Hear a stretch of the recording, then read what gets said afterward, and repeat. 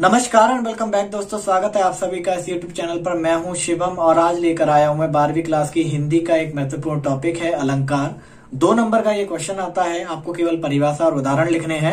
यदि जिस व्यक्ति को अलंकार आते हैं तो वो जानता है कि 2-2 नंबर से उसकी जो रैंक है वो कहाँ खिसक सकती है। उसके लिए मैं लेकर आया हूँ अलंकार की सबसे आसान परिभाषा, सबसे आसान ही उदाहरण, और 1 नहीं 2 नहीं कम से कम 5 उदाहरण हैं एक एक अलंकार के। तो जो आपको आसान लगे आप उसको याद कर सकते हो, अपने पेपर में लिख सकते हो और ज्यादा से ज्यादा नंबर आप प्राप्त कर सकते हो। सबसे पहले अलंकार आखिर कहते किसको है? तो अलंकार यानी कि काव्य की शोभा बढ़ाने वाले शब्द और तत्व ही अलंकार कहलाते हैं। वे शब्द जो काव्य में जान डाल दें, यानी कि कहते हैं ना, जब खाना बहुत अच्छा बना हो तो ऊपर से धनिया छिड़क दिया जाता है या गरम मसाला छिड़क दिया जाता है, तो ये गरम मसाले का ही काम करते हैं कि टेस्ट बढ़ा देते हैं कविता का।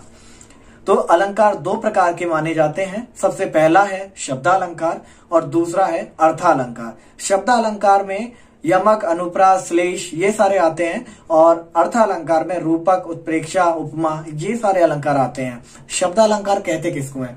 वह अलंकार जो काव्य के शब्दों में फेरबदल करके या उसमें जान डाल दें, उसे शब्दालंकार कहते हैं। और अर्थालंकार कि जो काव्य के अर्थ में परिवर्तन कर दे या उसमें जान डाल दे, उसे अर्थालंकार कहते हैं। नीचे मैंने विशेष का एक कॉलम बनाया हुआ है, यहां पर आप देख सकते हो।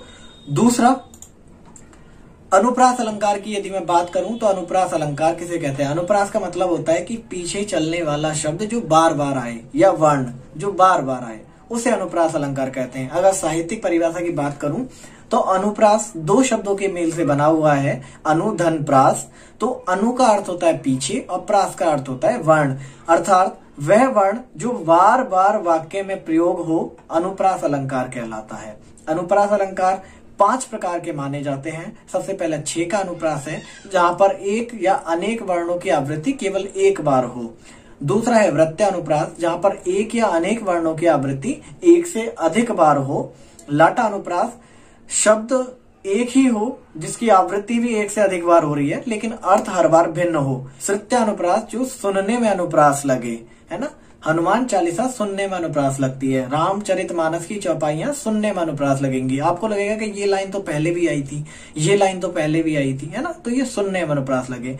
फिर अंतानुप्रास, जिसका अंत में तुकबंदी हो और जो सुनने में ऐसी लगे कि ये अनुप्रास की लाइन थी, है ना। तो ये अनुप्रास की परिभाषा हो गई। अनुप्रास के 5 प्रकार हो गए। उदाहरण मैंने 5 उदाहरणों की आपको गारंटी ली है, तो 2-2 उदाहरण हर स्लाइड में आपको मिलेंगे। अंत में, वीडियो के अंत में 3-3 उदाहरण और आपको मिल जाएंगे जो बहुत ही सरल हैं। उसके लिए आपको करना क्या होगा? वीडियो को पूरा देखना होगा। तो वीडियो को बिना स्किप किए देखना। अलंकार का यदि आपने ये टॉपिक समझ लिया तो 2-2 नंबरों से आप बहुत सारे नंबर प्राप्त कर सकते हो। उदाहरण में विमल वाणी ने वीणा ली, यानी कि जो वा वर्ण है वो एक से अधिक बार आ रहा है, तो यहाँ पर अनुप्रास अलंकार है। रघुपति राघव राजा राम, यहाँ पर भी अनुप्रास अलंकार है। अनुप्रास अलंकार इसी प्रकार के होते हैं, इससे अधिक और कुछ नहीं आता। अगला चलते हैं यमक अलंकार, जिसकी मैं बात कर रहा था। तो यमक अलंकार में जहां एक ही शब्द 2 या 2 से अधिक बार आए, है ना, तो लेकिन अर्थ हर बार भिन्न होना आवश्यक है, तो अर्थ हर बार बदला होना चाहिए, तो यहाँ पर यमक अलंकार होता है। बड़ा पुराना उदाहरण है, कनक कनकते सौगुनी मादकता अधिकाय, या पाए बौराए जग वा खाए बौराए। तो यहाँ पर जो पाने वाला जो कनक है वो सोना है और जो खाने वाला कनक है वो धतूरा है। शब्द एक ही है कनक, लेकिन अर्थ दोनों बार भिन्न है, तो इसलिए यहाँ पर यमक अलंकार होगा। दूसरा मैंने उदाहरण दिया है, माला फेरत जुग भया फिरा न मन का फेर, कर का मन का डारी दे मन का मन का फेर। तो यहां पर भी यमक अलंकार का ही अर्थ है। अगला चलते हैं श्लेष अलंकार।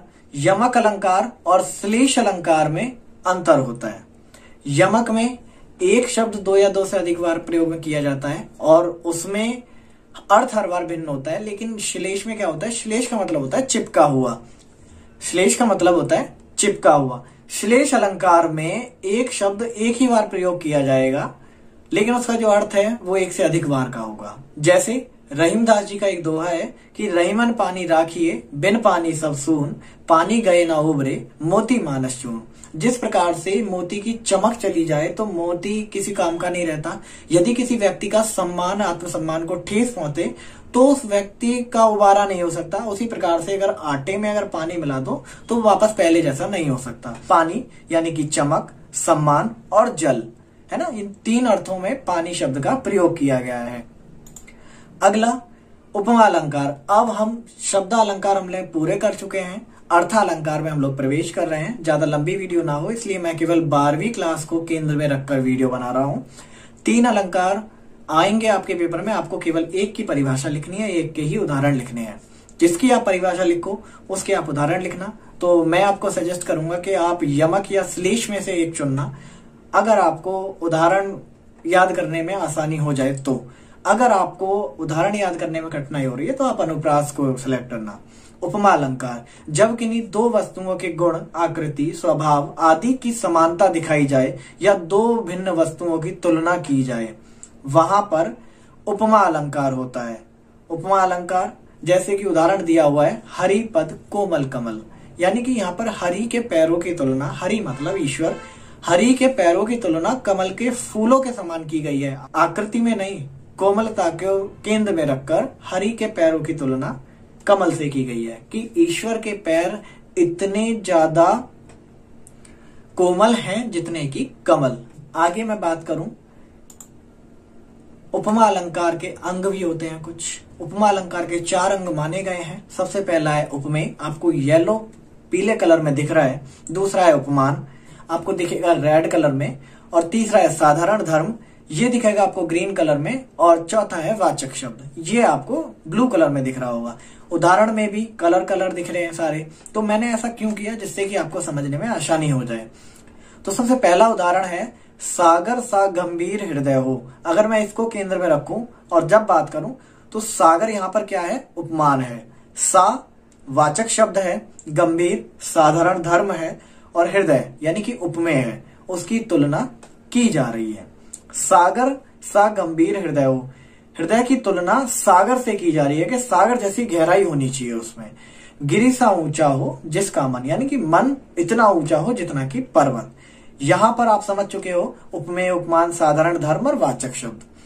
आगे कुछ अन्य उदाहरण भी दिए गए हैं, इसके अलावा भी और उदाहरण आपको मिलेंगे वीडियो में कि पीपर पात सरिस मंडोला, ये उपमा अलंकार का उदाहरण है। दूसरा, नील गगन सा शांत हृदय था रो रहा, तो ये भी यहाँ पर सा शब्द आ गया ना, तो ये उपमा अलंकार है। आगे चलिए आगे चलते हैं, रूपक अलंकार की बात करते हैं। रूपक यानी कि जब गुण की अत्यंत समानता के कारण उपमेय को उपमान ही बता दिया जाए, यानी कि इसमें कोई भेद ना किया जाए। जो आपने पूरे समय से सुनते आ रहे हो कि किसी उपमेय पर उपमान का भेद रहित आरोप हो, वहां पर रूपक अलंकार होता है, तो भेद ना हो। तो उदाहरण है, पायो जी मैंने राम रतन धन पायो, यहाँ पर रूपक अलंकार बताया गया है। इसी श्रृंखला में आगे बढ़ते हैं। तो अगला मेरा अलंकार है उत्प्रेक्षा। उत्प्रेक्षा का मतलब होता है कि जब समानता होने के कारण उपमेय में उपमान की कल्पना की जाए, यानी कि संभावना दर्शाई जाए, वहां पर उत्प्रेक्षा अलंकार होता है। और इस अलंकार के जो उदाहरण होते हैं उसमें जो शब्द होते हैं वो मनु, जनु, मानव, जानव, यानी ऐसे शब्द आते हैं, ज्यों त्यों, है ना। तो वहां पर उत्प्रेक्षा अलंकार होता है। कभी कभी ऐसा होता है कि आपको उदाहरण दे दिया जाता है, आपको पहचानने के लिए कहा जाता है, तो उसके लिए भी आगे मैंने काम किया है कि आप किसी अलंकार को कैसे पहचानोगे। तो इसका उदाहरण है कि जैसे सिर फट गया उसका वही मानो अरुण रंग का घड़ा हो। तो मानो शब्द आ गया, सबसे पहला तो ये हुआ उत्प्रेक्षा अलंकार है। दूसरा, अरुण रंग यानी कि लाल रंग का घड़ा हो। जब सिर फटता है तो खून निकलता है, और खून उतनी तेजी से निकला कि सिर फट गया उसका वही मानो अरुण रंग का घड़ा हो, यानी कि उसके सर से इतना खून बह रहा है कि जैसे कोई मानो लाल रंग का घड़ा फट गया है।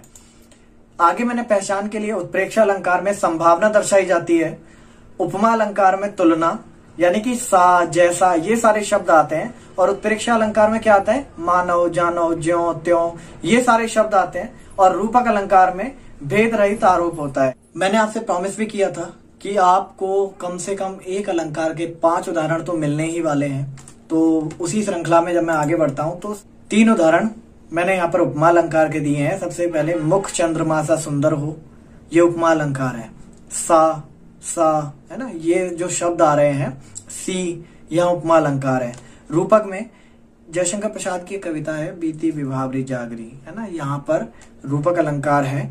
और उदित उदयगरी मंच पर रघुबर बाल पतंग, विकसे संत सरोज सब हर्षे लोचन भंग। तो यहाँ पर आपको रूपक अलंकार के उदाहरण आपको देखने को मिल रहे हैं। मन सागर मनसा लहरी, बूढ़े भये अनेक। तो ये रूपक अलंकार के उदाहरण है। आपको जो अच्छा लगे, जो सबसे आसान लगे, आप उसको याद कर लेना। नेत्र मानो कमल है, यहाँ उत्प्रेक्षा अलंकार है। यहाँ पर संभावना दर्शाई जा रही है, मानो। अगला अन्य उदाहरण में अनुप्रास अलंकार के कुछ उदाहरण दिए गए। मुदित महापति मंदिर आए, यहाँ पर माँ जो वर्ण है उसकी आवृत्ति 3 बार हुई है।